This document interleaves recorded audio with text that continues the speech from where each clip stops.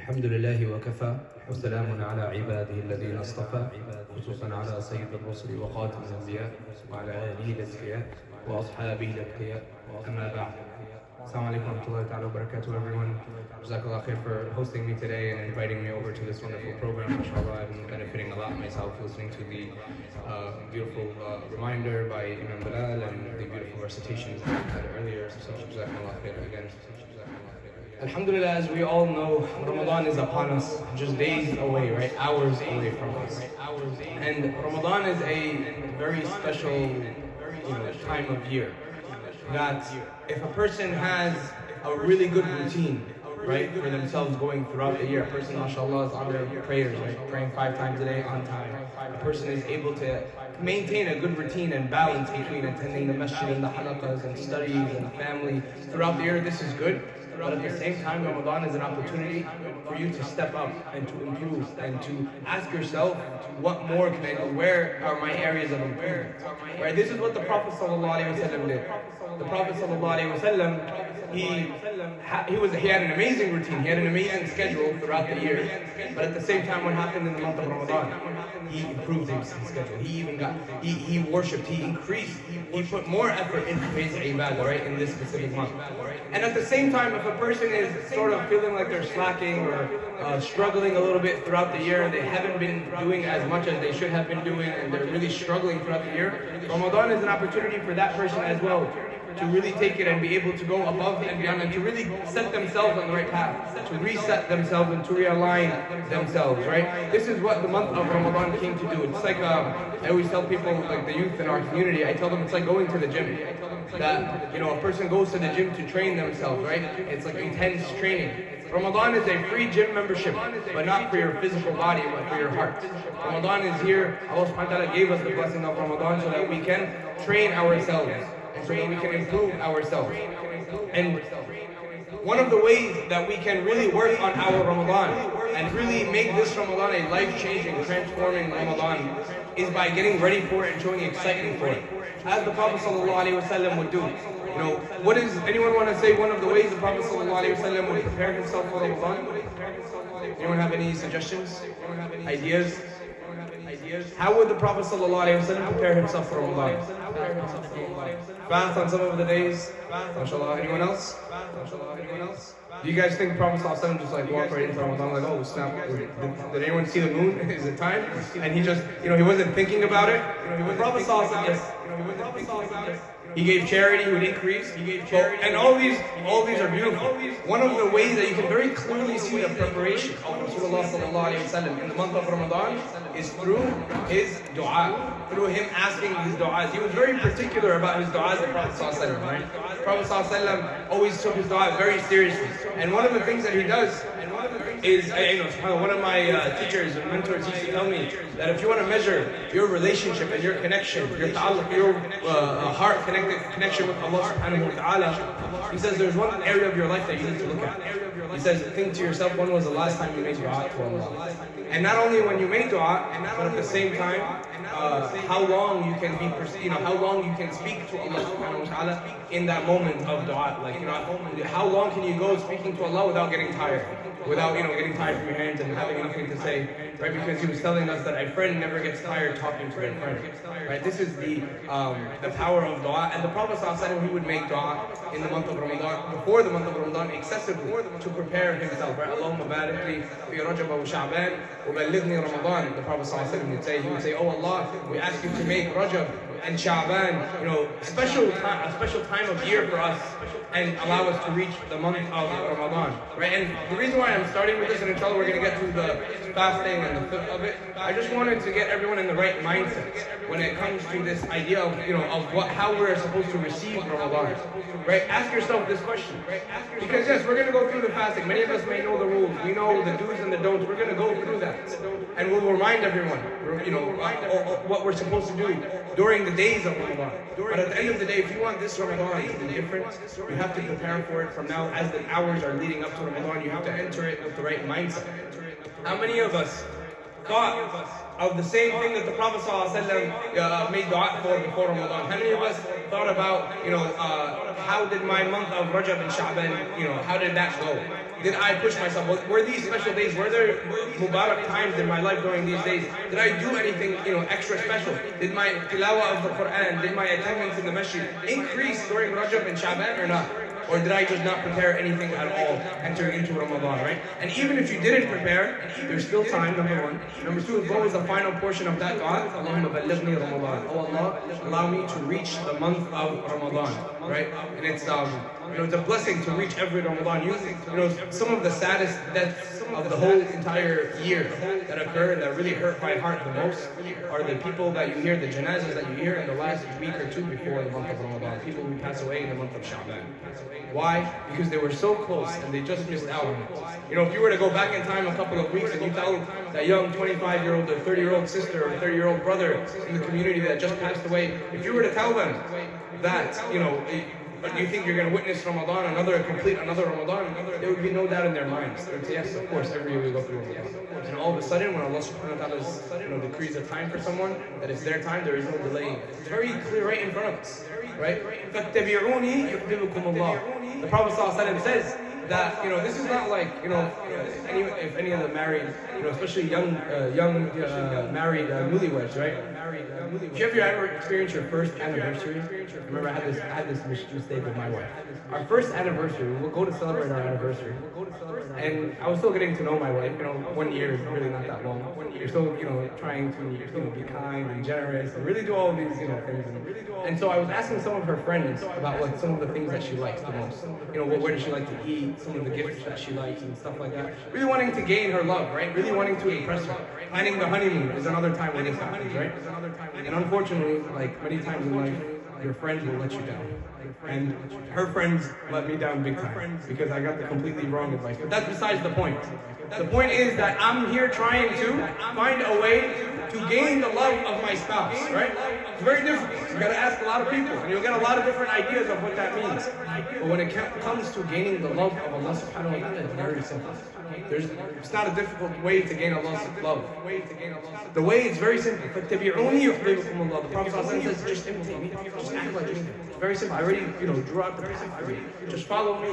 Do that which is mandatory. Do that which is, fard upon you. Do it with the intention of pleasing Allah, of gaining Allah's love. Don't do it with an attitude of being like, I don't really want to do this. I hate this. I don't like this. I'm so tired. With constantly complaining. You think that's going to gain you Allah's love? And so going back to the point I was just mentioning, that Imam al-Ghazali, rahmatullahi alayhi, he says that when a person fasts, there's three kinds of fasts. There's صوم العموم, صوم الخصوص, وصوم خصوص الخصوص. Right? The first type of fast is صوم العموم, the fasting of the general people. Right? And what this is referring to is the legalities of fasting, right? A person is abstaining from eating and drinking and sexual activities in the month of Ramadan, right? That person, did they fulfill the conditions of fasting? Yes, right? That is the legal definition of fasting. It is to abstain from food, drink, and intimacy with one's spouse. If a person fulfills that, then they have fasted, right? Allah subhanahu wa ta'ala cannot hold that person accountable on the day of judgment or punish them because they did what they were asked to do. But at the same time, if a person is doing it, reluctantly, if a person is doing it while, they are trying to waste time all day, a person is doing it trying to not think about their fast, and they're just doing it because they have to do it. Remember, Ghazali says there's no spiritual benefit in that. He says you're just kind of, we don't want to say wasting your time because it's still a way to get closer to Allah. He says you're not going to spiritually grow. Well, yes, you're doing it just to avoid being punished. Sure, that counts. It's valid. But at the same time, there is no spiritual benefit in that. To get spiritual benefit in the month of Ramadan in your fasting, and to really make it a life-changing Ramadan, you need to be from the second or the third group. So the first group was just those that treat Ramadan as like a legal contractual obligation that they have with Allah subhanahu wa ta'ala. Allah says you have to fast, so I have to fast, and that's it. However, the second group, right, are those that Imam Ghazali says that they don't just fast with their stomach, right, and with their fast. Also with their body parts, with their limbs. They fast with their eyes. they fast with their ears. In the month of Ramadan, they say, you know what? This is something I struggle with. I am not going to look at something haram for the next 30 days, no matter what happens. No matter what I have to give up, no matter if I have to take my TV off, no matter if I have to delete my social media, I will not look at something haram. I need at all costs.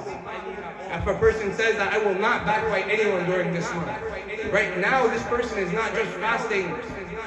This person is not just fasting their stomach, but they're also fasting with their limbs and with their body parts. Now this person is on the path of spiritual growth. And then he says the third type of group of people, the third tier of fasting is some khusus. He says even more specifically, other than just not trying to sin while fasting, he says the highest level of fasting, the best fast that you can possibly do is the third tier is for a person to fast with their heart. What does that mean to fast with your heart? It means that you abstain your heart from connecting with any worldly thoughts or considerations or desires. That, and if you're able, by the way, this is going to be impossible to do for 30 days straight, but if one day out of the 30 days, or not even one day, but even if for 2 hours, out of every day in the month of Ramadan, just for 2 hours, between Asr and Maghrib, you pray Asr, whether you're praying at home or you're praying in the masjid, and you stay in that musalla, you stay in that, same position that you just prayed Asr in, all the way until Maghrib. It's only about an hour and a half, maybe 2 hours, whatnot, depending if you're Hanafi. I'm not sure if you guys are, which fiqh you follow, but not even 2 hours, right? And in that moment, you just sit yourself, and you tell yourself that I'm not going to distract myself with anything, with my phone, with talking, with watching, with anything, except connecting with Allah subhanahu wa ta'ala. That is a fast that will bring immense barakah in your life. That is the best kind of fasting. A fast that is really pushing yourself away from any worldly thoughts, from worldly considerations, right? This is, the highest level of fasting that we should all try and attain, right? When it comes to, the month of Ramadan, we need to prepare ourselves by asking ourselves, where are we going to have iftar? If your local masjid is doing iftar, go have iftar, make the intention to have iftar there as much as you can. Why? Because that is the best environment for you to be able to thrive, to have the best kind of fast, right? To be amongst these higher tiers of fasting, right? Now, really quickly, I'll kind of cover some of the more technical matters when it comes to the fiqh of fasting and the technicalities of fasting. And some of these you may have some, there may be some differences out there or whatnot. If anyone has any questions, you can ask, inshallah, later. When it comes to the, desirable acts of fasting, we kind of already talked about a lot, right? Tilawah of the Quran, praying Taraweeh, obviously fasting and really pushing yourself in dhikr, really, trying to get your heart away from all of these distractions and align yourself in the masjid. Look at and this goes for brothers and sisters. Look at the front stuff of the masjid and be like, that is where I want to be. This to be like, I'm going to be there as much as possible. I'm going to make. I don't care if Taraweeh is hard or not. Someone is going to come and tell you what, brother, why don't you come over for iftar? And you're going to be like, no, I got to go pray Taraweeh. He's like, brother, rejecting an invitation from your friend's food is also not a good thing, right? It's righteous to come and accept an invitation to his friend. And so you go. And then you're going to want to leave for Taraweeh, and then your friend is going to say, what? You're like, no, but it's time for dessert. We're having a special dessert time. Who's going to drink the tea? And then you're going to tell yourself, well, you know what? I can't just leave him like this. And then you're going to be like, no, I'll just pray Taraweeh later. Then we all know how that ends, right? When someone says, I'll do it later by myself at home. Don't push yourself. Tell, even though this is sunnah or recommended, say, this is going to be fard mandatory upon me this Ramadan. I am not going to miss Taraweeh in the masjid. I am not going to miss reading an hour of Quran a day. This is something that I have to do, right? So we really need to push ourselves. These are some of the desired, acts that we want to have in the month of Ramadan. Some of the disliked acts in the month of Ramadan, right, are what, like specifically while fasting, right, is putting anything in your mouth, right? That even if it doesn't necessarily invalidate your fast, it is something that is not desirable. For example, people ask all the time about, like, can I chew gum? Gum, especially if it's like flavored gum, it will break your fast. But if you have unflavored gum, that does not break your fast, but at the same time, that's just something you should completely avoid. It's highly, highly disliked, right? Chewing on rubber, plastic, if you're chewing your pen, if you're one of those people that gets nervous before an exam, you shouldn't be putting anything in your mouth. The next thing is, a person collecting their saliva in their mouth and swallowing, right? A little bit weird, and makes a loud gulping sound anyway, but it's something that you do not want to do, right? It kind of takes away again from the idea of fasting. Allah loves a person, the Prophet ﷺ, he says that If you guys don't mind just paying attention, we're almost done. I know I went off a little bit. I probably went on too many tangents today. But forgive me. Inshallah, just a couple more minutes and I'll be done. I just want to get through the more technical side. The Prophet ﷺ, he says, Wallahi, وَالَّذِي نَفْسِي بِيَدِهِ. He swears by Allah. He says, by Allah, the one whose soul is in my hand, his hand has my soul. وَالَّذِي نَفْسِي بِيَدِهِ. لفم الصائم أحب ريح فم الصائم أحب من ريح المسك. The Prophet ﷺ tells us that Allah subhanahu wa ta'ala says that the smell of a fasting person is better than the smell of musk, of perfume, right? And again, what is this telling us? A lot of times it's misunderstood, this hadith. What is this telling us? It is not telling us that Allah subhanahu wa ta'ala loves bad breath because someone does not take care of someone has a lot of plaque in their teeth. Someone had suhoor to the very last second and they didn't get a chance to brush their teeth. This is not what it's telling us. This is not just giving justification for you to not brush your teeth after your parents tell you to brush your teeth. For us to set goals for ourselves, that what will I accomplish? How can I get out of my comfort zone this Ramadan? What are my aspirations? What is something special, something epic that I really want to achieve in this Ramadan? We need to, ask ourselves what these goals are and really push ourselves towards it. Unfortunately, in our communities, a very common theme is that the month of Ramadan, people oftentimes, they always ask about the bare minimum. Can I have a concession for this? Do I have to fast? I have exams coming up. There's school, my MCATs are coming up. I have a really difficult project at work. Do I really have to fast? Do I have to go to Taraweeh? Is Taraweeh fard? Is Taraweeh fard? Alhamdulillah, so you guys are good to go. Do I have to give my zakat to Ramadan? All these are, valid questions people should know and, knowledge that should be spread. But at the same time, when you're asking, when you're in this mindset, what are you doing? You're limiting Ramadan to the basic minimum obligations. You're already telling yourself that I'm going to try and do the bare minimum. The expectations are unfortunately very low. Remember, I was just talking about the Quran and the special, gift that Allah subhanahu wa ta'ala gave us in this month, and this is what makes Ramadan, so special, the Quran, right? And how many khatams can a person do in the month of Ramadan, right? Unfortunately, it's very difficult for a young person right nowadays, in college or studying or working, to complete one khatam of the Quran, cover just one time. If someone does that, mashallah, they feel really good about themselves. And they should. But at the same time, that standard is very, very low. The standard is very, very low. Because the blind are following the blind. People are, how long does it take to do a khatam of the Quran? We just talked about the virtue of the Quran and how this is literally like the main, Allah subhanahu wa ta'ala introduces Ramadan to us by saying it is the month of the Quran. And we can't dedicate, 30 minutes it might take to read it just if you're fluent in recitation of the Quran. Maybe if you're not fluent in recitation of the Quran, you could listen to it and follow along. 30 minutes it'll take you to complete one juz. You're telling me every day for the next 30 days, you can't, dedicate 20, 30 minutes to listening or reading the Quran to complete at least one khatam. You should be at least doing an hour, 2 khatams a day. Push yourself. Do something different. Do something that will get you out of your comfort zone this Ramadan, to make this Ramadan a special month. Right? Really ask yourself, how far are you willing to push yourself? Now, the crown jewel of the month of Ramadan is what? Can anyone tell me what is the crown jewel action that is unique to the month of Ramadan? What is it? Anyone? What do we do in the month of Ramadan, guys? Oh, mashallah, you guys are not looking forward to Ramadan. No one wants fasting. Saum, right? Saum. That is the crown jewel action of the month of Ramadan. Now, what makes Siyam, Saum, fasting, so special is that when it comes to fasting, when it comes to any other action, any other good deed that you can think of in Islam, you can always see when a person is doing it, right? Like you can see, if a person is praying salah. You can see if a person is reading the Quran. Their lips are moving, you hear some sounds coming out of their mouth, right? You can see if someone is going for Hajj. All these things are obvious. But when a person is fasting, that is the only thing that you cannot see. Like some of you may be fasting right now and we have no idea.